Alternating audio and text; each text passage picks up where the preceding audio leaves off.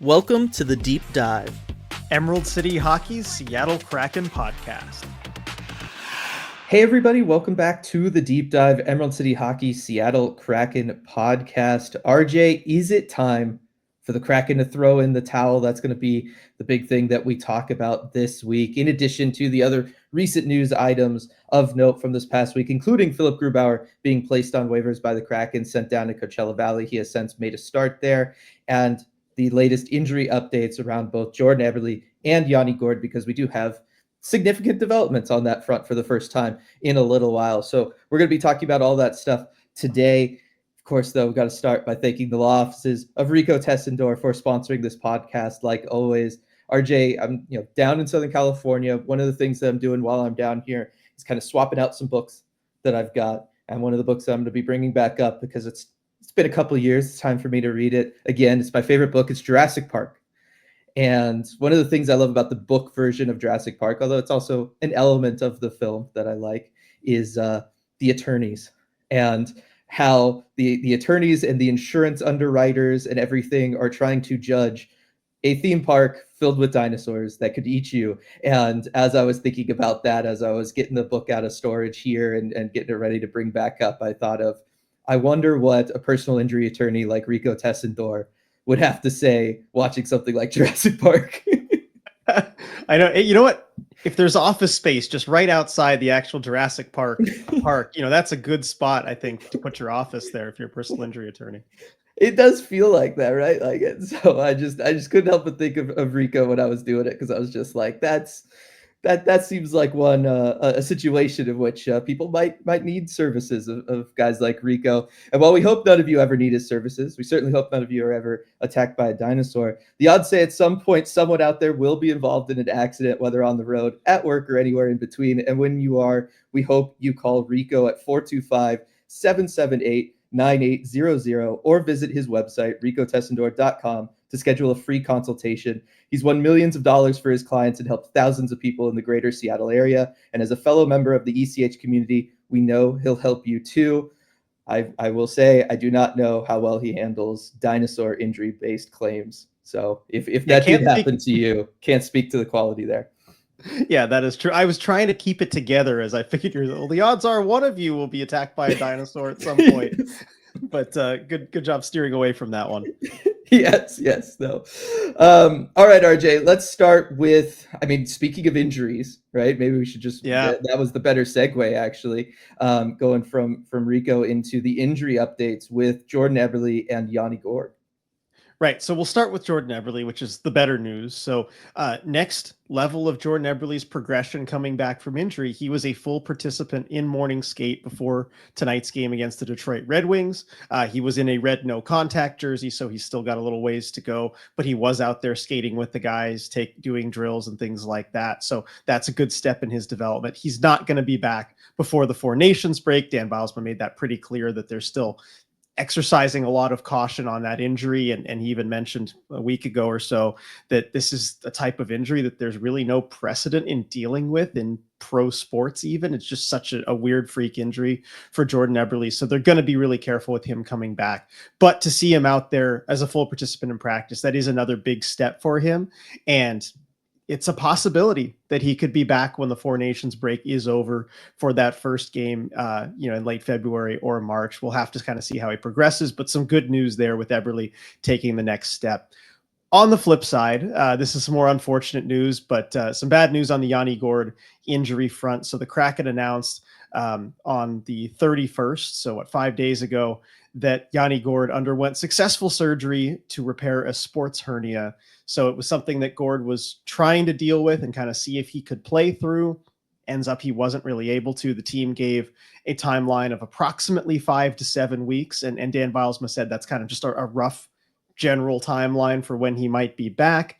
But one notable thing about that timeline is from when the team said it, 5 weeks to the day would be March 7th, which is the NHL trade deadline. So it appears that Yanni Gourde will not be back before the NHL trade deadline, because that's on the very low end of the injury timeline to return. And so makes it all the more possible or likely that Yanni Gourde may have played his last game as a Seattle Kraken already.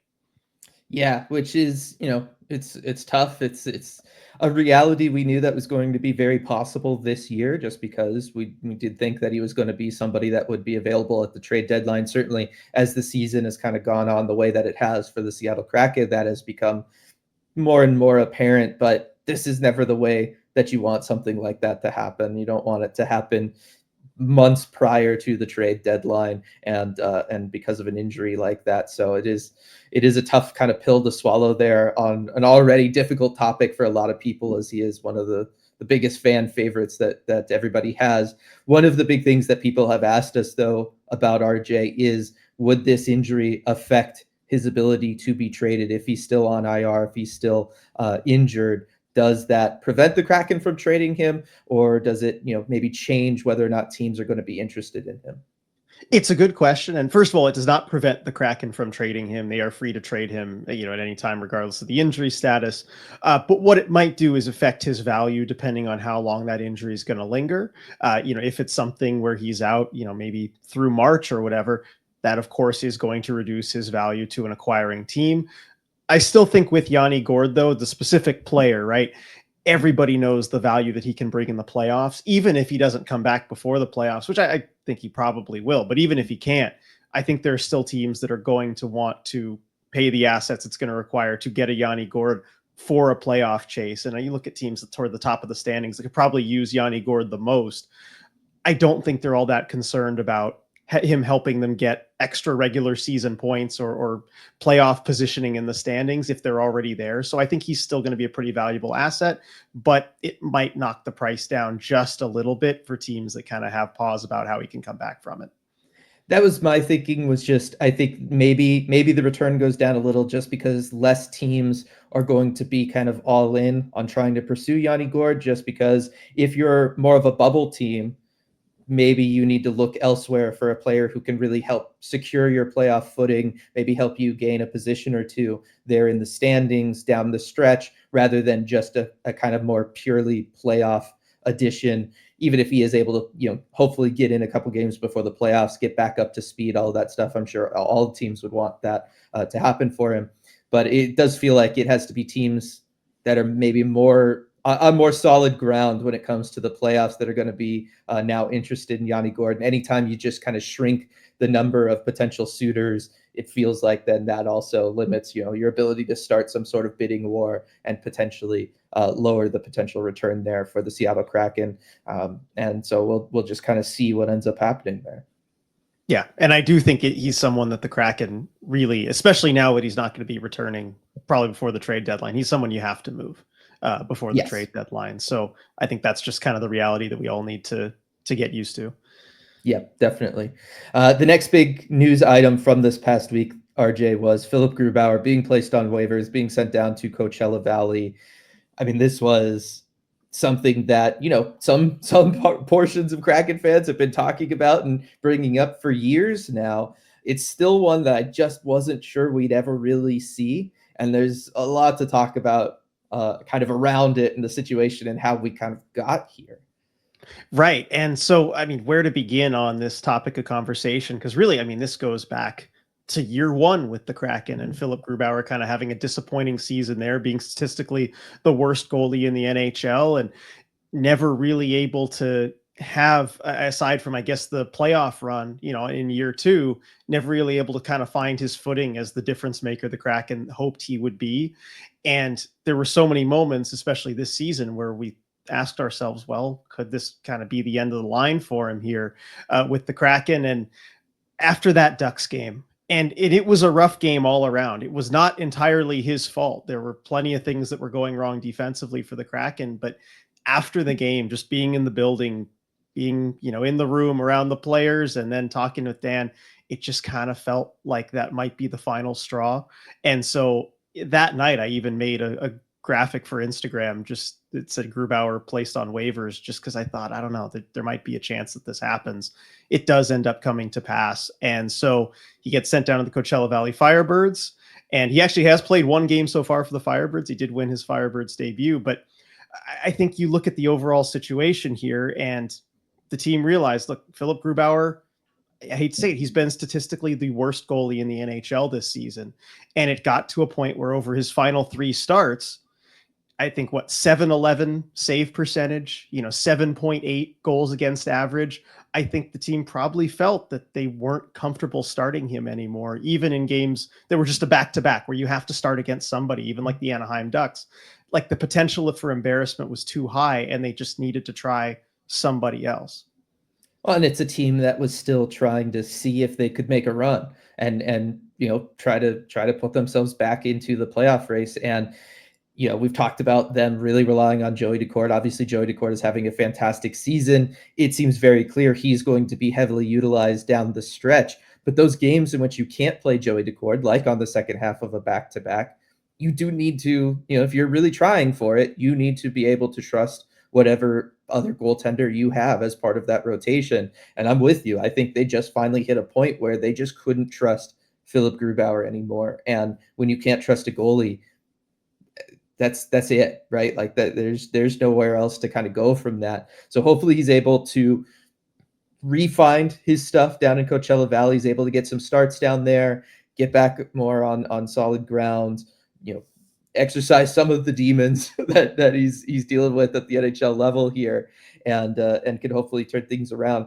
Do you think, though, because the timing of this also works out, RJ, as it was coming into February when all this goes down, and so much of February is getting eaten up by the Four Nations tournament window.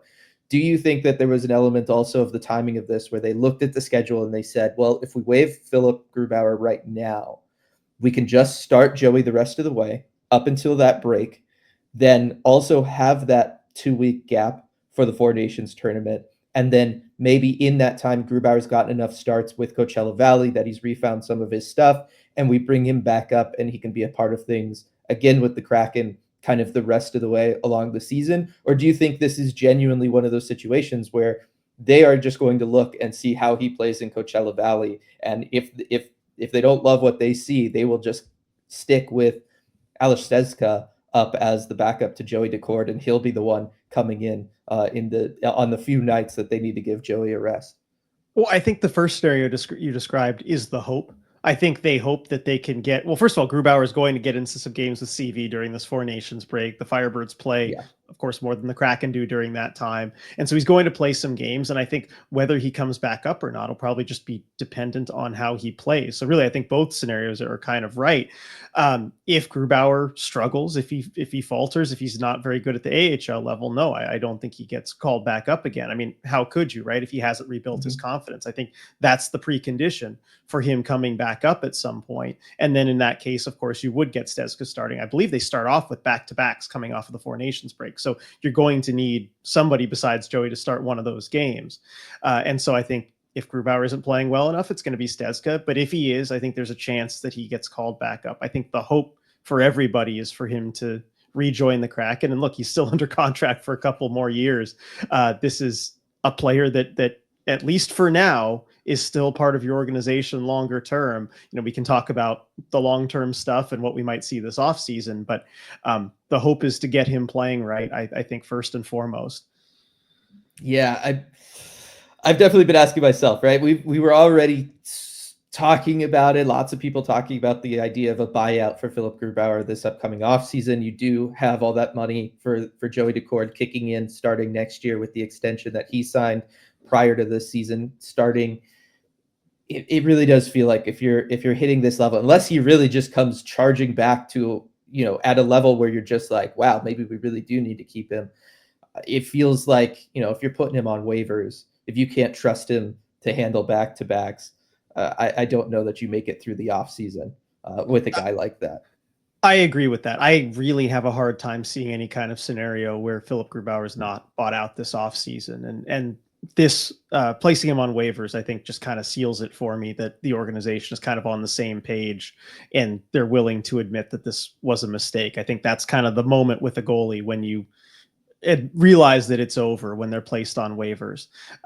And so I just can't imagine there's not a buyout this offseason. I guess what it would have to take is Grubauer coming back and playing a kind of a regular slate of games. Maybe something happens to Joey or whatever, and he's a top 5 goalie in the NHL in that time. Like, he just puts up elite level numbers where maybe you really have to think about it. But I think anything short of that, you have to look at a buyout, just because Joey's extension kicks in next season. You can't have almost $11 million in the crease next year if you're going to make the moves that you need to make to get back to relevance. You just can't do it. Well, and certainly if you have somebody who is playing like a top 5 goaltender in Joey Daccord, you're going to want to make sure that he has enough opportunities to get the starts he needs. You don't then want to feel compelled that you have to be giving the other guy starts as well. And yeah, it would take a heck of a run to kind of erase the last 4 years for Philip Grubauer there.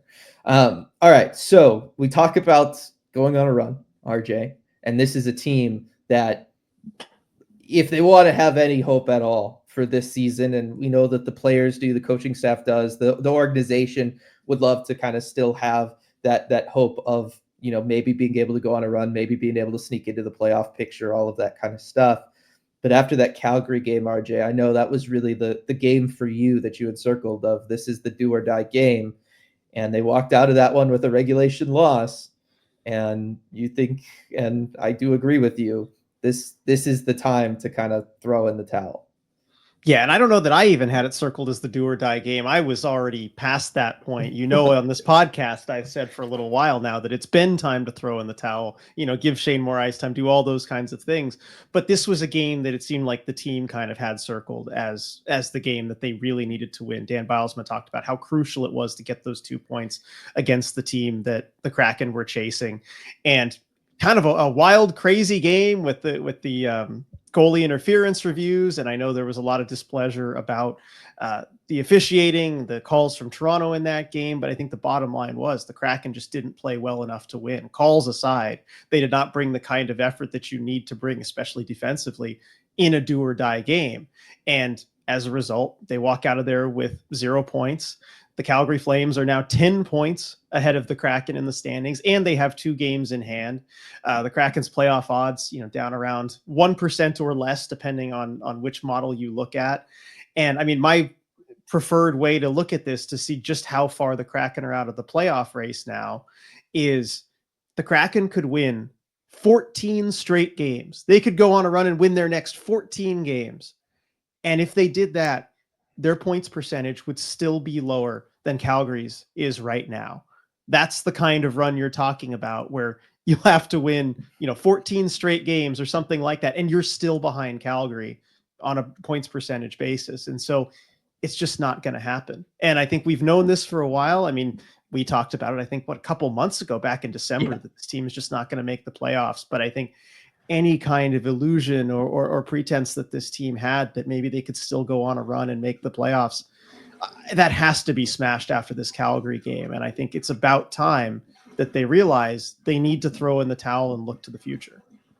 Yeah. And oh man, it's even one of those things where we've known it for a while, like you said, right? Or we've certainly had this general idea that this is what was going to be happening around all of this. And it's just one of those, like, I guess because I've been in that place, I'm at the point where I'm already ready to do, after that Calgary loss, like, let's do the postmortem. Like why are we here? How did it end up this way? And so I kind of want to steer it maybe in that direction, because yeah, I'm with you. If that was like the game from a mathematics standpoint you kind of needed, and then that swing maybe makes it a lot more, possible, or at least it feels a lot more possible than it certainly does now. And so kind of talking about throwing the towel, I know for you, throwing in the towel, when the changes it would mean for the team, be playing the young players more, give Shane Wright more ice time, all of that kind of stuff. Rest Joey a little bit more. Right, rest Joey. Do you think they do that now, or do you think they wait until after the Four Nations break and kind of see how they do there? I think they'll wait till after the Four Nations break. And I'll admit, it is a logical time to kind of reset everything, right? You do have time where everyone's kind of away from things. You have the front office and the coaching staff that can kind of rethink what they want to do. And look, if that's what it is, if they don't really change things for the next 3 games and they wait till the Four Nations break, I'm okay with that, because it's just such a logical time to do it. But coming out of that Four Nations break, that's what I'm saying. Coming out of that break, we better see a different approach from this team, one that's focused on doing things to set things up for next year and having the younger players grow and taking care of your guys that maybe you're overworking right now. Looking at you, Joey. That's the kind of approach I need to see from this team after the Four Nations break. Yeah, and I'm right there with you on that. As far as looking at kind of what went wrong with this season, RJ, why we find ourselves in this spot where, I mean, obviously we kind of were saying come Christmas time, it was basically over, and then all through January and everything.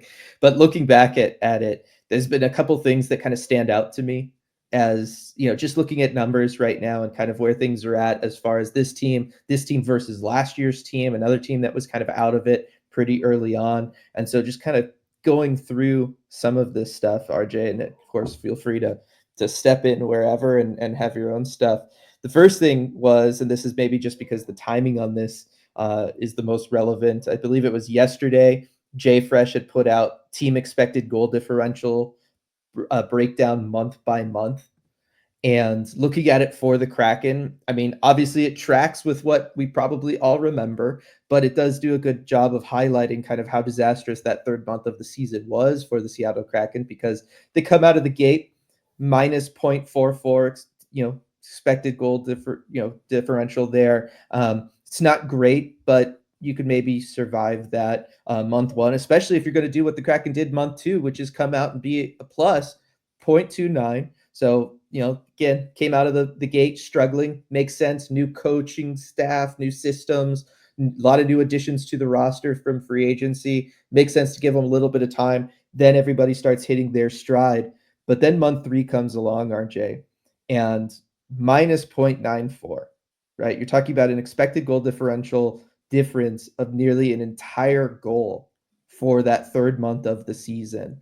And that's where you're just not winning anywhere close to enough games. That is where your season goes off the rails, because that's one where it's just really tough to overcome. And look, the Kraken month 4 of the season were able to get a little bit better, but still expected goal differential minus 0.53, half a goal per game, right? Like you're really, really able to save that full goal, get it up to half, but it's still just way too much to overcome. And what we really saw this year, RJ, was a team that, like I said, they struggled out of the gate for, reasons that could make sense and anybody could have expected. They hit that 20 game mark.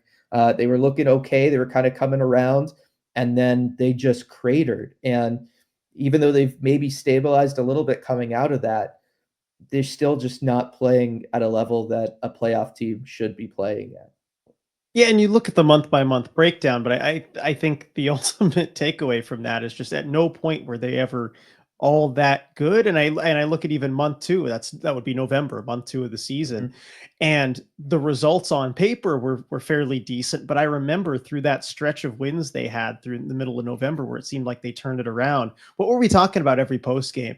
Or what was I talking about? At least I was harping on this as much as I didn't want to, but I was saying, look, yes, you get a win. Yes, it looks convincing, but you're facing a bad team. Like this effort is not going to win against most NHL teams. You're just lucky that you're facing a Chicago, a Nashville, these teams that are going to be in the bottom 3, Islanders who are really banged up. You're lucky that's your opponent, because against most teams, this isn't going to be good enough to get it done. And then you get into that disastrous December the Kraken had, and yeah, they start facing some really good teams, and then it kind of starts to fall apart. And I know you at the end of November too, you're getting to the point where you're losing to Anaheim, San Jose twice. Mm-hmm. Those are the games I think you have to look back at that make the biggest difference, where that's where the points were available that you needed to get. And I think to the Edmonton game they had, four games ago, that 4-2 loss in Edmonton, where we really liked the effort. We loved that effort from the Kraken. It was a close game. They did everything they could to try and stay in it, but the end of the day, the Oilers they're a better team, right? They've got 2 of the best players in the world.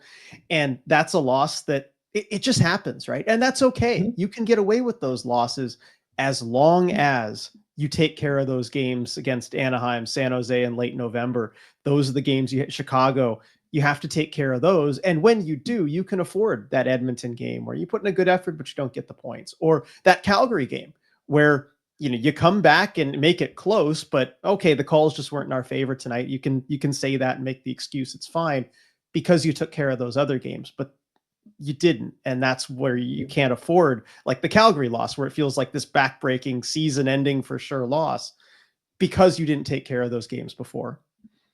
Yeah, there just wasn't enough of it. Really, there wasn't really a time this season where the team looked like a playoff team.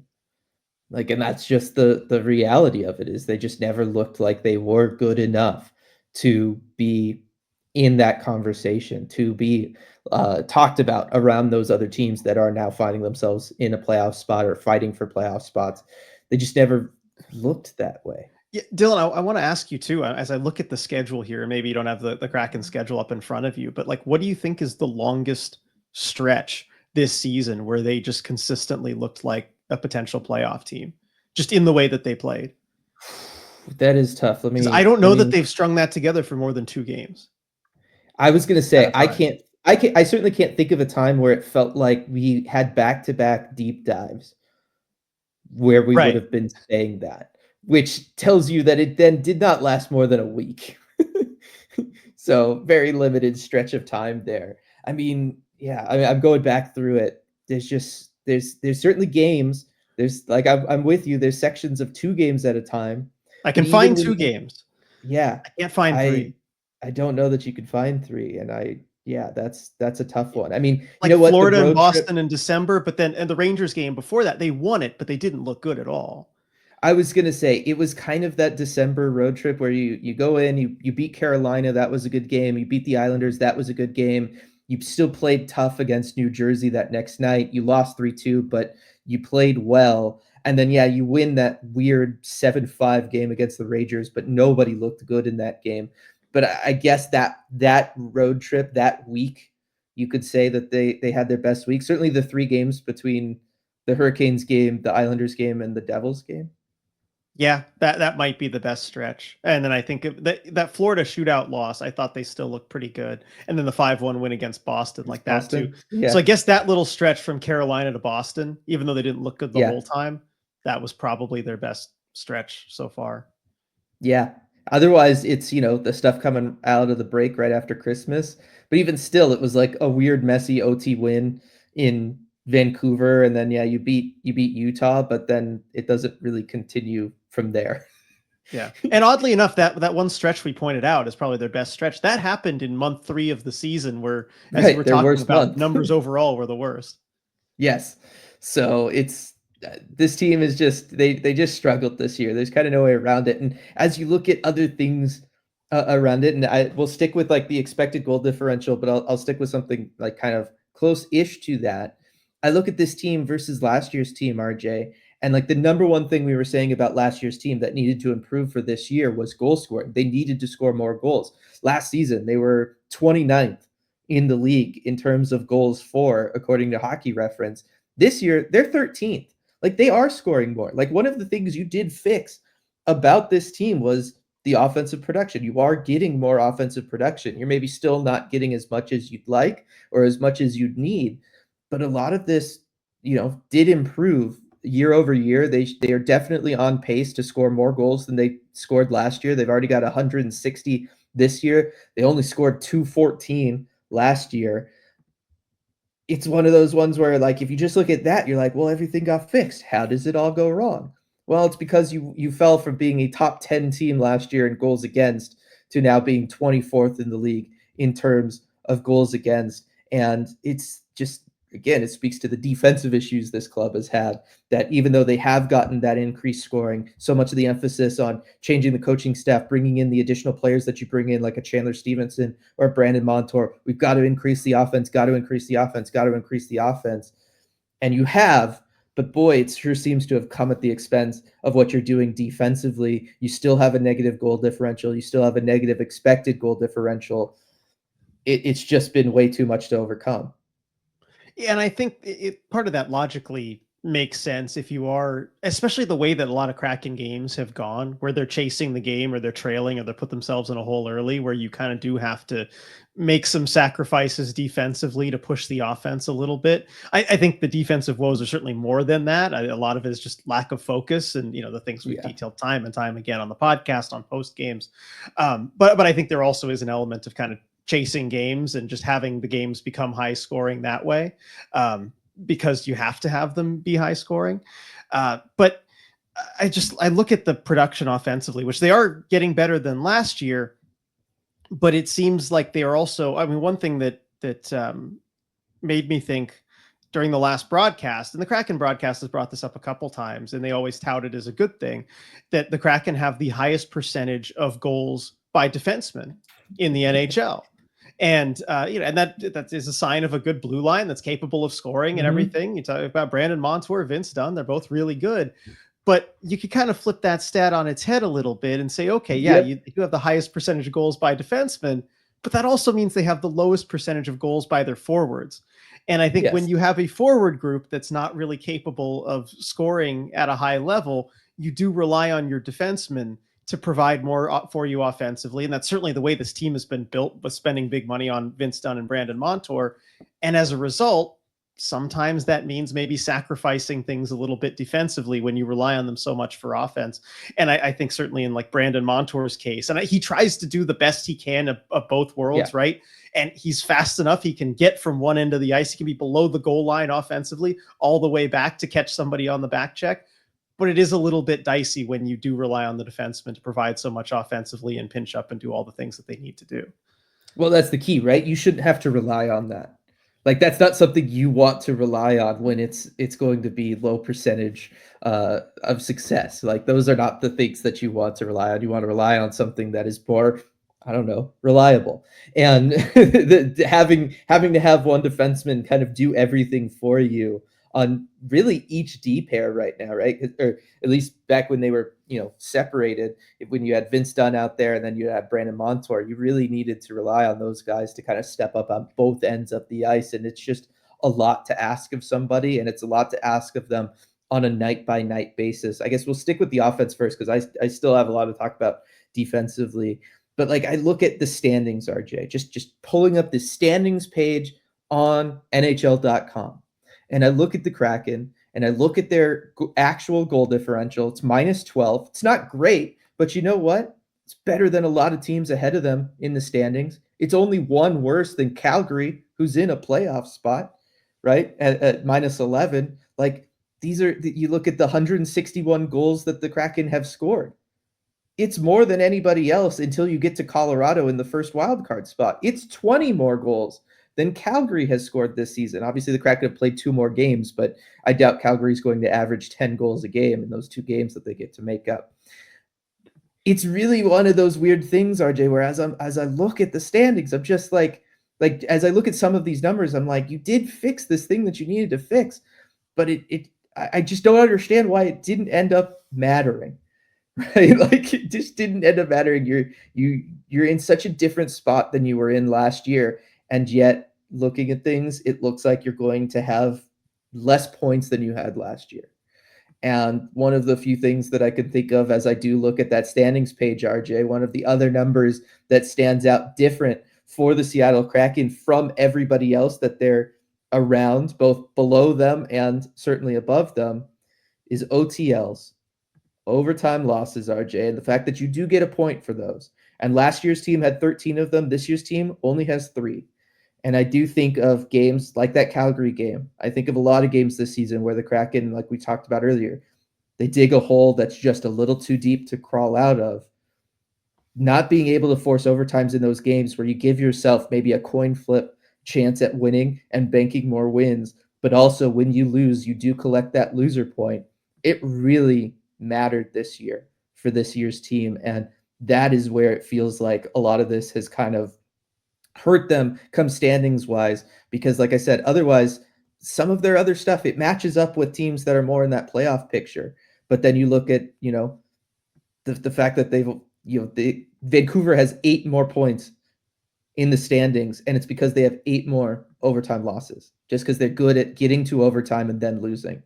And it's just one where it's like, darn, I really wish this team had just found a way to start games on time, because I think that's where they lost it. It's not about them not being able to crawl back and always get stuff. It's just about those starts being too poor to overcome. It's not the usual way the teams don't get overtime losses. Normally, when we talk about a No. team that, they just can't get into overtime, because the standings, the point system really does reward if you can just get there and get to overtime. And the way that usually happens with teams is that they have a tie game in the third period and they always just find a way to let in that extra goal in the third and kind of blow it there. And I always love to cite the, I know people still cite it back to me, good teams find a way to get a point here when it's tied late. That isn't the Kraken's problem. They almost, whenever they're in the situation, they usually find a way to hang on. It's not an issue with them. They just, as you said, dig a hole that's just too deep to come out of, just a little bit too deep to come out of, despite their magnificent ability to come back in these games. And really, I think when you look at the lack of OTLs, I don't see a whole lot of meat on the bone per se, as far as the ability to get into overtime more, just because, okay, like look at the Calgary game where, calls aside, right? You dug yourself a 3-0 hole, like expecting to come back from 3-0 to force overtime with any kind of consistency is just not a reasonable expectation. Once you go down 3-0, you have to know that you've lost the game 90 to 95% of the time. And so I don't even, if they were blowing these leads or not leads, if they were, blowing these tie games late, not getting into overtime, I would say, boom, there's the thing to attack right there. And it's so close, right? I mean, they could be in this spot that Vancouver is in if they could just hang on to those. But when you start games that poorly and you put yourself in a hole that big, I think the Kraken have done better than most teams could expect to, as far as coming out of the holes that they've dug for themselves. I mean, you look at that comeback against Vancouver, that's only been done twice before in NHL history. And you got the points out of that. You got the 2 points out of that game. You are getting points that you probably shouldn't be. So while I do think that's a reason that the Kraken are further down in the standing because they're not getting the OTLs, I don't know that we should think that those OTLs were kind of there for the taking. I think they're actually kind of lucky to have gotten the points that they did out of those games. Well, yeah, they were. And like I said, it's one of those weird things where it highlights the issues starting games. And it's not a normal way of highlighting it, but I think with this team, as people who have watched every game this season, and a lot of our community has watched all or most of the games this season, when we talk about the team not starting on time, this is one of the ways where I think you can directly then point to and say this is how it affected them in the standings, right? Because yes, 3-0 holes at the end of the first period is just too much generally to overcome. And they are great at being able to get, a goal in the second period and a goal or two come the third period. But there was plenty of games where they were down, 3-1 or something like that. And it's just too much. And then they allow one along the way, but they score, 3 or whatever. And it's just too little. And they're just not able to complete the comeback fully. But it is one where it really does feel like, yeah, this is something highlighted by them not starting on time and how that issue kind of has affected them beyond, just the fact that you can't expect to show up for 10, 15, 20 minutes of a hockey game and win it all the time at the highest level in the world. Like that just can't happen. But it is one where it's very stark if you look at the standings page, and it's very obvious that was a place for them to make up ground. And it's very obvious when you compare just the record of last year's team and this year's team that is something that changed, is just that they are not getting those OTLs the way last year's team got those OTLs by maybe getting out early and then holding on to get to overtime before falling apart. Yeah, no, I think so. Do you have something next or well, I mean, you could go for it. Okay, just because I look at the standings and while I'm looking at this, I see the Kraken are, fifth to last in the NHL right now by the standings page. Yeah. And I've thought about this too, as trying to evaluate what to do for next season, kind of where this team really is. And how do I put this?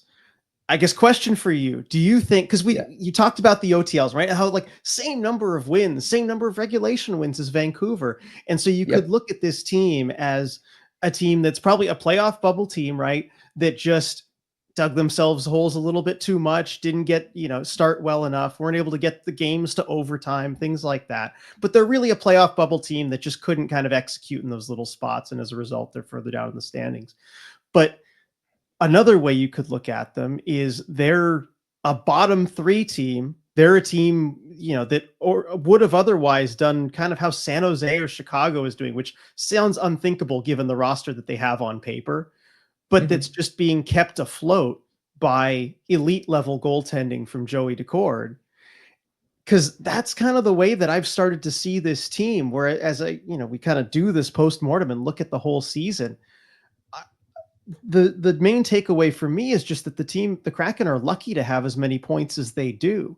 And you look at their last several wins. I mean, San Jose, they were going to beat up on anyway, but the Pittsburgh win, both Pittsburgh wins, Buffalo, LA, without elite level goaltending, they lose those games. And, where are they in the standings without those? They're down around San Jose and Chicago.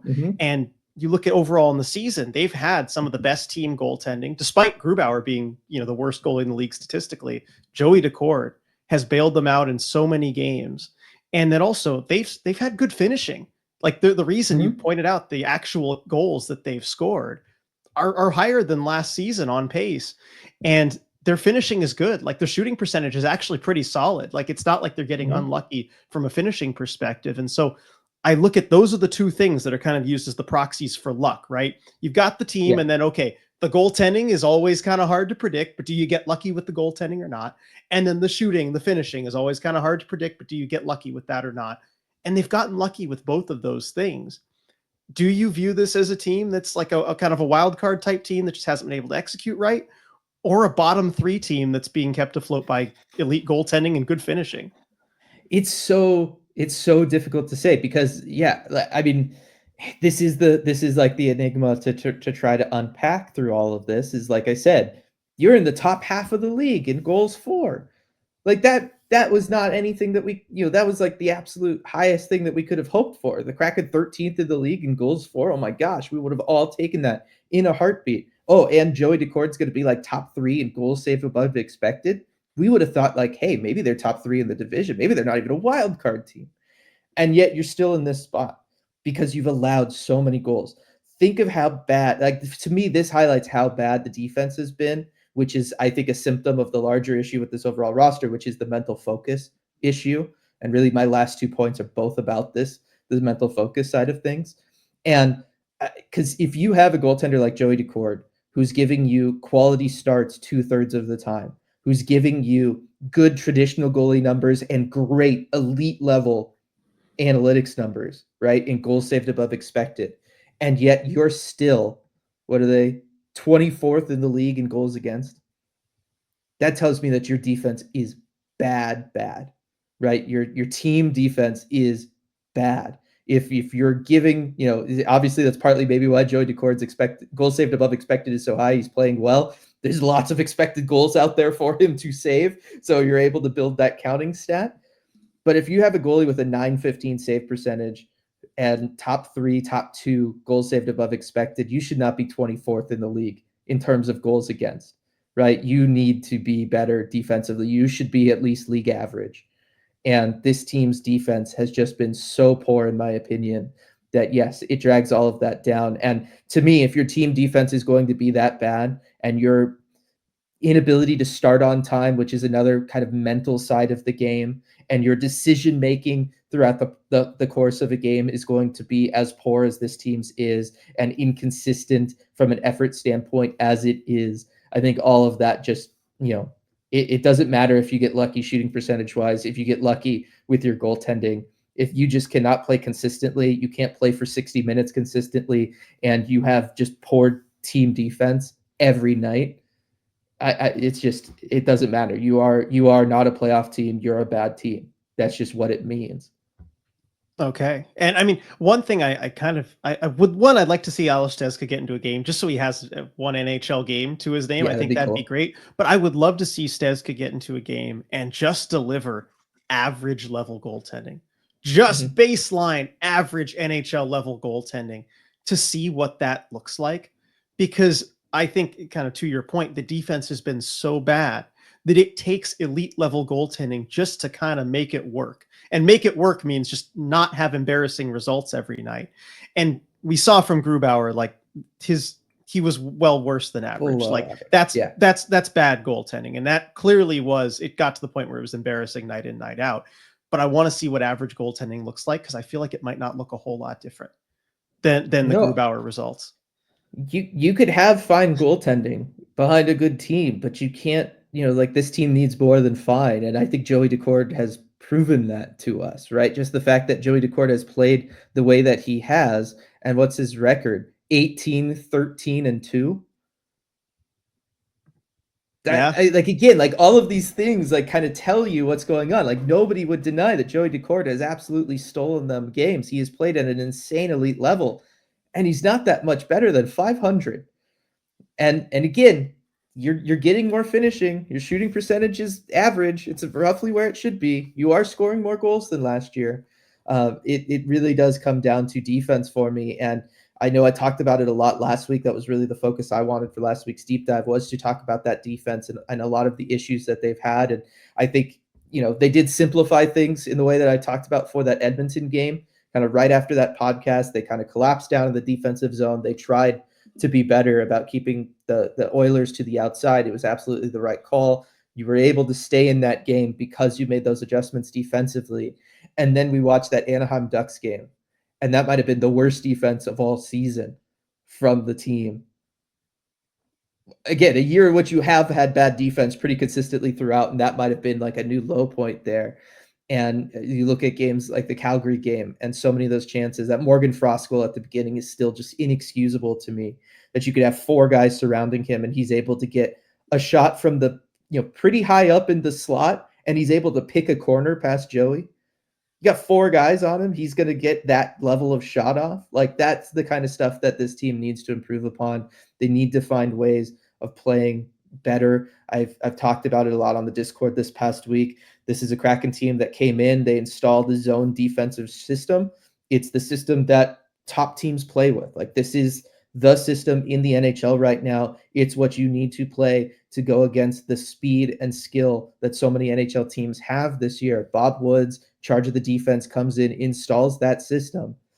And whether it's because the defenders haven't been good, I think a lot of it falls on the forwards not coming down and helping out a lot in the offensive zone, because it is a system that relies on the forwards to help out. It wants your defenders to be aggressive going after the puck carrier, and then your forwards to drop down in the zone and to help out. We have not seen that really outside of the Matty Beniers line much at all this season. And I look at that and I go, okay, that didn't happen. That's been a huge contributor to the defensive problems on this team. Like I said last week, it's still not too late. Like I would maybe move away from the zone defense. I think it's the right call. Like again, I totally understand why Bob Woods went with it, why Dan Bilesma would want it on his team. This is the defensive structure that I feel works best in today's NHL. But if you just don't have the personnel to pull it off, you can't pull it off. And you got to go to something more simple and something that your players can manage. And again, I hate to put that on the coaching staff, because really that's something that should be on the players. But I feel like we've hit this, we're past the tipping point, right? I talked about this last week, was the tipping point where you have to simplify things, because it's obvious these players just can't handle it right now. And we're just still kind of back there. And it's driving me crazy, RJ. I know. And this last week between deep dives, I think, has kind of been the perfect microcosm, because we did do the deep dive on defense. You talked about needing to simplify things, and we really looked at the defense as kind of the issue this season, as we're pointing out again this week, though. And this just feels like the ultimate kind of Kraken response to it, where the game after, right, the Edmonton game, it looks a lot better. And we're impressed by what we see, and we think, okay, yeah, it became time to talk about this problem that we really needed to highlight here. And, maybe the team kind of, figured that. Anyone could see how big of a problem it was. Maybe they kind of figured that out and turned it around and worked on it. And of course, it lasts one game. And you get one game of focus, and then the next game is maybe the worst game defensively all season. And then you have Grubauer put on waivers, and that's kind of a big message, a big moment for the team. And I want to talk about that too, as we maybe transition a little bit to the mental side of things that I know you wanted to finish with. Dan Bilesma talked about, not just, look, you obviously want to get Grubauer's game right, and that's a big reason to waive him, but he was asked if it was also kind of a message to the team, right? In the similar way to pulling a goalie mid-game would be a message that, maybe it's partially his fault, maybe it's not all his fault, whatever, but it sends a message to the rest of the guys that you need to play better because this is partially on you. And Bylsma said, yeah, that's a message. Like that is a message, and it's a message that we need to receive the right way. And so after that big message, they come out and they play against San Jose, and they look good against San Jose. I think anybody would look good against San Jose, but that lasts exactly one game. And then against Calgary, you come out and you hang Joey Daccord out to dry. And that really just highlights the mental issues that we see with this team, where no matter how big of a message is sent, even Philip Grubauer, franchise cornerstone from the start, being put on waivers, and Adam Larson even said, you think past the hockey element of it, it's a friend who's not here with us anymore. Everyone was so depressed just not having him around. That message, that big message, it lasts exactly one game before you go back to what you always were doing. And that's, I think, highlights the biggest issue for this team generally. That's just the mental side of things, where they are consistently inconsistent and they just can't string together good performances. Yeah, I mean, really, the thing they're consistent with is being, we've joked that it's been inconsistent, but really the thing that they've been consistent with is just not being focused, is not being able to play coordinated amongst each other. Connected is the word Bylsma likes to use. Yeah. It's just not having any of that. And I think the big thing for me that highlights that is actually zone entries. And this is something, I talked earlier, the offense hasn't really been the issue this year in the sense that, they have scored more goals. It definitely could be better, right? As we talked about, you mentioned, you score a bunch of goals from your defensemen, and you probably want some from your forward group, and I'm right there with you. But when I look at what Dan wanted to run from an offensive standpoint, right? We talked about defense and just, I guess, one quick aside on the defense before I totally move on to offenses. I think what we'll do is we'll go ahead and release the coaching video for the defensive systems that I did this past summer for Patreon, for all of our supporters over on Patreon, where I really do break down zone defense and what the responsibilities are and all of that kind of stuff, just because it's become such a big focal point of this season and what's maybe gone wrong with the Kraken. I think we'll release that video kind of wide to everybody so that you can all kind of maybe have a better understanding of what I'm referring to. It's got lots of charts, and I very much go through everybody's responsibilities and everything like that. So we can release that. And if you want more of that wonderful content, check us out at patreon.com/EmeraldCityHockey, because that's the kind of stuff that we do there. But looking at the zone entries, I think is where you really get that lack of, coordination, that connectiveness, right? If we're going to borrow Dan's word. And looking at it, RJ, it feels like that transition attack that Dan Bylsma wanted, that again, I also wanted past offseason. I was saying, this is how teams win. Look at the teams in the playoffs. These are all teams that attack off transition. That is the future of the NHL right now. That is where the good teams are, is they're playing zone defense and they're attacking in transition. And this coaching staff very much wanted to play those ways. And, we looked at Chandler Stevenson and Brandon Montour. Those are additions you bring in if you want to become a skating team. Like they said, you bring in a Jess Campbell as a wonderful skating coach if you want to get your team better at skating and able to attack in transition, right? So much of their offseason seemed like it was very much built around them becoming one of those style teams. Big thing with that is you got to be able to enter the zone with speed, and you got to be able to attack off the rush. And this team has not been able to do that at all. This is a team that has scored by their defensemen. It's not because their defensemen are part of the rush. It's because those are the gritty goals that they can score, is kind of throw bodies in front and hope a seeing eye shot from the point finds its way through. It's the exact opposite of what this team wanted or said that they wanted to be at the beginning of the year. And as I look at those zone entries, RJ, I've identified 3 reasons why I don't think they're working. And I do think that all of these are also mental. And these are all like kind of mental issues that the team has had and they haven't really been able to overcome. And that first one is they just make passes at weird times.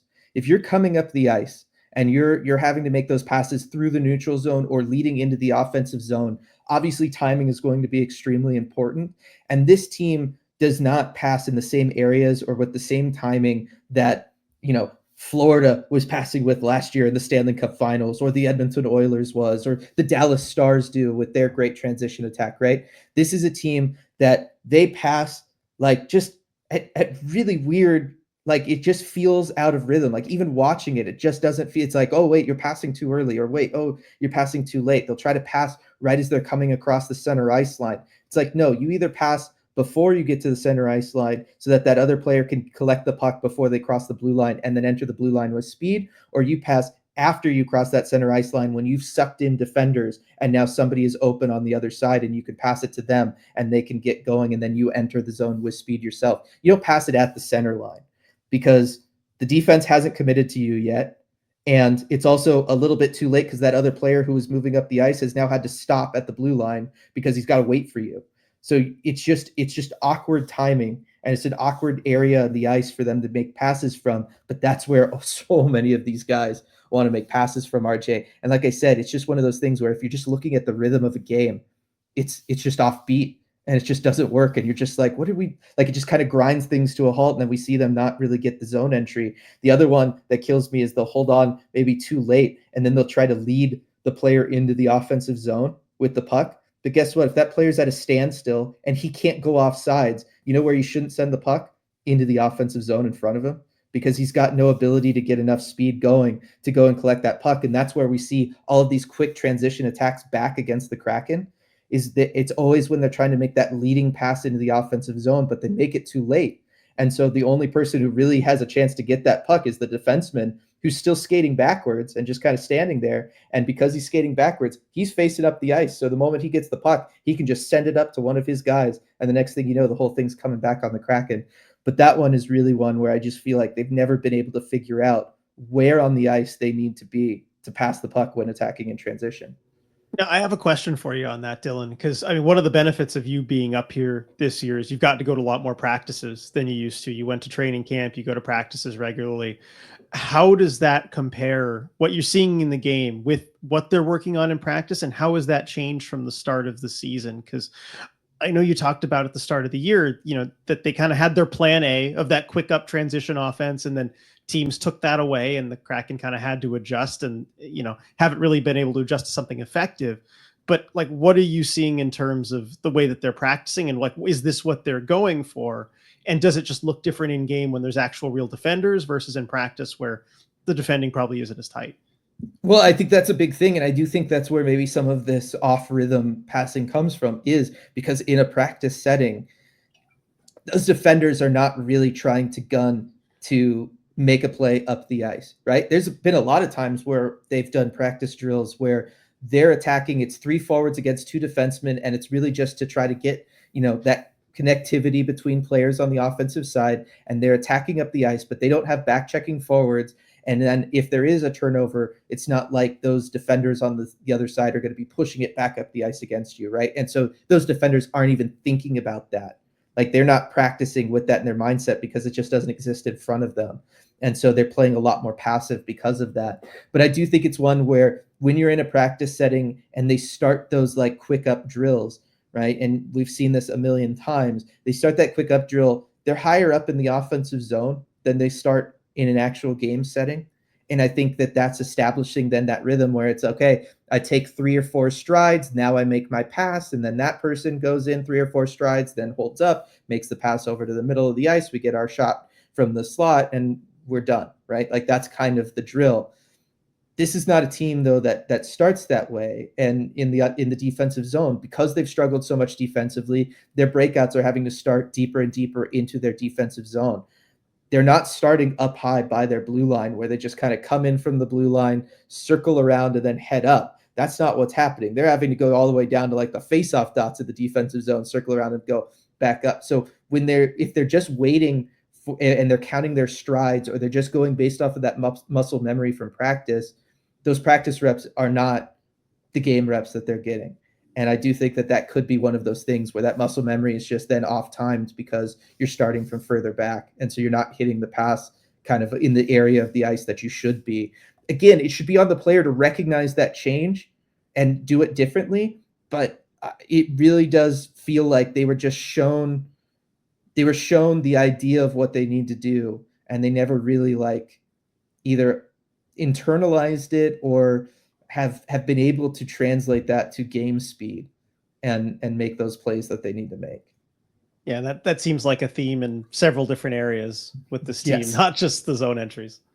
Yeah. The other one, and I pointed this out, we talked about this on the post game, the second issue with the zone entries that I've seen. And we talked about this with that hit on Burakovsky and that kind of suicide pass from Cale Fleury over to him. And this is another big issue for them. They're really bad at making reads as they're coming up through the neutral zone with the puck, moving with speed. If any sort of defender goes in front of the puck carrier, right? Puck carrier sees the defender in front of them. Okay, I'm supposed to make a move now. I'm supposed to move the puck now, right? I've got a defender on me. I move the puck. What teams have started to figure out, and they really figured this out pretty early on in the year, but the Kraken have just continued to feed into it, is if you just keep guys on the other end of the ice, right? And you keep, say, 2 or 3 defenders over on the other side with the non-puck carrier who's attacking in transition, and you just send one guy after the puck carrier for the Kraken who's coming up the ice, that puck carrier is going to make the play over there. They are not going to pick up their head. They're not going to see that I've only got one guy on me. He's got 2 or 3. Maybe I don't pass it the puck here, actually. And instead, I can make a move, or I can put my shoulder down and I try to go through this guy, or I try to go around him. And I think that that's what we saw, 2 months into the season when their attack and transition kind of died and it's never really recovered. I think that's what other teams were looking at on tape, which was the Kraken do not have a lot of players that make good decisions when being pressured. And the moment they feel pressure, they just move the puck. And if you can create that level of pressure with only one player, then you can absolutely stack your defense in other places and collect those turnovers, or make sure that you can, intercept the puck, attack the other way. And that just happens so many times. And that example from that last game where Cale Fleury makes that pass over to Berkey, Berkey's got 3 flames around him, including one who lays him out. And it's just one of those ones where, look, if you're Cale Fleury, you either dump that puck into the zone or you take it and you try to go around the one guy in front of you. But you can't be making passes like that. But so many of these Kraken players make those passes, and it's just one where, you just have to know better. Yeah, definitely. And I mean, that Fleury pass was, I'm really the big, it was the most egregious example. It was the most egregious example, but it really illustrated the point. It drove it home. I mean, that's a pass to a player that, even if he doesn't get decked like Burakovsky did, he's still getting the puck taken from him immediately. Yeah, there's literally no play for them to make, and the Kraken regularly pass to players that have 0 play to make. And then the last thing real quick is just they love the walls, and I don't understand why they love the walls when actually crossing the blue line into the offensive zone, RJ. This team just so enamored with having the walls on their blind side, I guess, to protect them. They know there's no defender there, but they really like to hug the walls when entering the offensive zone. But again, that makes you so easy to defend, because now a defender only has to worry about you going in one direction, right? Or it's technically 2 directions, because you're either just going to continue to follow the wall deep, or you can only cut to one side. That makes it so incredibly easy to defend you. And again, you don't need as many resources, as many players to defend than that puck carrier entering the zone, because there's only so many moves he can make. You look at other teams, they'll still, very few teams are going to attack right up the middle, right? Because it's so easy to then collapse in around that player, isolate them, take away the puck, and get them out of there. But I think of like the Florida Panthers in the postseason last year, RJ. They were, 5 to 10 feet away from the boards when they would enter the zone. But just that little bit, that's enough room for a secondary player to maybe follow them in, where they can then do like a drop pass using the boards, right? Drop pass off the boards to somebody who's following them into the zone. And it gives them just that extra little outlet that if the defender is going to play them with that strong angle, it gives them another place to go or another thing to do. It's hard to do that when you're right up against the boards. It doesn't give you that ability to try to kick it into the next gear and go around them, because you only need about 5 feet of space to then try to pull around a defender. If you can charge at them long enough that then they have to start shifting their hips to transition from skating backwards to forwards to go with you, and then you have a little bit of space to give yourself to come around the outside, well, now you've got space on that defender. You can make a pass to the inside, something like that. There's just so many things that just 5 to 10 feet gives you as an option that this Kraken team does not seem to understand or want to utilize. And I think that that's, again, one of the things that they have, like this basic concept and idea of attacking in transition, but it's missing all of the nuance of what makes it actually work. And I look at teams like Dallas, I look at teams like Florida, and I go, that's the way to do it, not whatever the Kraken are doing, where they're making poor passes, poorly timed passes, poor decisions, coming up along the boards. Like that's not actually what makes this engine go. It's all of those other littler things that you have to figure out in the moment. And real quick to illustrate the idea of them staying close to the boards, just because this moment popped up in my memory. But when we were doing the live game commentary again for that game against the Oilers, and the Kraken 5-on-3, they had a 5-on-3, and I was telling everybody, okay, they'll win the face-off back, and 5-on-3, it's a free zone entry, it's a free offensive zone entry, just because you have the numbers, okay. And then I forget which Kraken winger it was, takes it right along to the boards trying to enter the zone, and he's gapped up by the Oilers defender, and they get a clear there.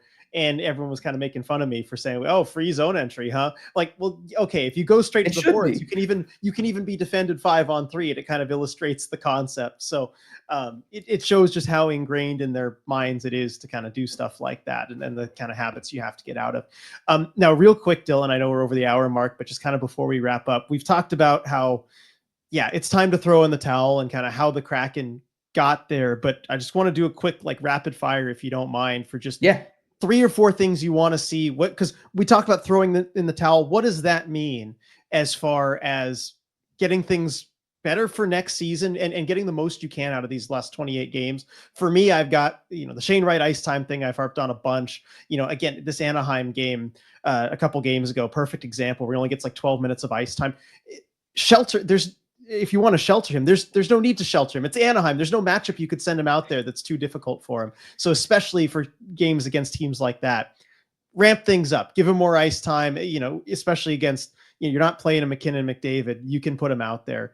And also Joey Daccord. I'm worried they're going to hurt him. I'm worried he's going to get hurt just playing as often as he is. So I get it, into the Four Nations break. Sure. Play him, whatever, all the last 3 games. Make sure that he's not playing too much after that break, especially early on, because just with that time off, players' bodies, then kind of reset. It's easier to pull something. We saw it with Burakovsky after the All-Star break. And I'll try and leave some stuff for you here, Dylan. Go ahead if you have 1 or 2 things. I mean, I think those are both excellent ones. And you're going to need Joey Daccord healthy and ready to go for next season. Do whatever you can to ensure that happens for you, and that is the case. I'm with you on the Shane Wright ice time. I guess one of the things that I would talk about down the stretch that you could do is, and that would be important and a good example of not throwing in the towel, but staying proactive for something that's going to help you long term. And that is, we know that Matty Beniers has a running mate in Kaapo Kakko now, right? They have that chemistry. They have that dynamic ability together. Matty Beniers now finally has that guy with him that is going to be his guy, right? We talk about how in the NHL, it's not so much lines. Coaches talk about this all the time. It's not so much lines, it's pairings. And then that third person can kind of be a little interchangeable. It really feels like Kaapo Kakko is that player for Matty Beniers. Find that player for Shane Wright. You're going to have a good 25 to 30 games here to work with, where you can try to see if you have that player for Shane Wright already on this roster, or if you're going to need to go out and find that player in the offseason. And so I want to see Shane Wright, give him a consistent player to play with, right? Like a Jared McCann, somebody like that maybe, but then have that other one really trying to find that chemistry. Go 5 games at a time with every forward you have on this roster if you have to, right? But see if you can find somebody that Shane Wright clicks with, that they can have that same level of chemistry, that just they don't have to think about it. They know where the other guy is, that Matty Beniers has seemingly found with Kaapo Kakko on his wing, because I think that's going to be really important for Shane Wright's growth next year. It's not just the ice time this year and getting him more comfortable with all of that stuff and the better and better competition he can face down the stretch. It's also, can he find a player that he can hit that next level from a hockey IQ standpoint with, that he just hasn't had this year with that kind of revolving door of wingers, and he just hasn't clicked with anybody yet. Yeah, I love that answer. I think that's really good. And I'll add one more thing before we go, and I'll give you a chance to add any more that you have too. But find a way to get Jared McCann some kind of spot or something working on the power play. He still is your best forward. He's going to be a part of this team next year in all likelihood. He's done next to nothing on the power play this year. And I know it's kind of been one-dimensional. He's been in his one spot. It's not always open, but see if you can experiment with some ways to unlock the shot that he has, the offensive skill that he has with the extra man, because it's going to be really hard to bring in a whole bunch of power play difference makers over the off season. And you're still going to have to rely heavily on Jared McCann, especially with the extra player out there. See if you can find something that works for him. Yeah, I'm with you there. I guess my last thing be echoing what I've talked about all along. Just simplify processes, right? Whether or not this coaching staff's going to be back is, I guess, an unknown. I would like to see them back and build off of what this year has been and rather change the roster than change the coaching staff. But organizations, go the other way, plenty. Simplify things, put everybody on this team because we don't know who's going to be back from a roster standpoint. Put them all in positions where they can start building some confidence. Just put them, give them easy reads, easy decisions to make. Again, they're not capable. They don't seem capable of consistently playing the more advanced systems yet or whatever. It hasn't become second nature to them to do that stuff. Just let them play easy hockey, simplify your game down the stretch, let them get some easy wins in from a personal standpoint so that they can enter the offseason with some confidence, coming to next year's training camp with some confidence and not feeling like, you're entering if you do have like same coaching staff or something like that where you don't have that emotional boost come training camp time of like, okay, things have really changed and we've got a new outlook now moving forward the way they had this year coming off of last year. You need to give them something that they can carry into next training camp and have so that they can hit the ground running and hopefully, feel good about themselves and you don't have the annual Matty Beniers takes 30 games to get his first goal and all of that kind of stuff that this team seemingly consistently has. Just let him play simple hockey. Let him go out there. Let him, be creative in ways that are going to, work and build confidence and just play that way. You don't need to try anything fancy here. You're out of it. Just let him build confidence. Yeah, and I think when you do throw in the towel and kind of admit what the season is, a lot of value can be gained from the 25 games or so after the Four Nations break. Yep, exactly. So we've seen plenty of teams when that pressure is removed, RJ, kind of wake up and play differently and have more of that personal success. And I do think that would be important for a lot of guys on this group. And we'll see when we see that. That's going to do it for this week's episode of The Deep Dive. Again, one more big shout out to the law offices of Rico Tessendor, wonderful sponsor of this podcast. If you need him for any reason, again, hope you don't, but odds say that somebody out there will. You can call Rico at 425-778-9800 or visit ricotessendor.com for a free consultation. He's helped thousands of people in the greater Seattle area, and he can help you too. Thanks, everybody, and we'll see you all next time. Hey everyone, before we go, we just wanted to give a quick shout out to all of our awesome patrons over at patreon.com/Emerald City Hockey, especially our Terror of the Deep patrons. Thank you so much for making all this possible. We really appreciate your support.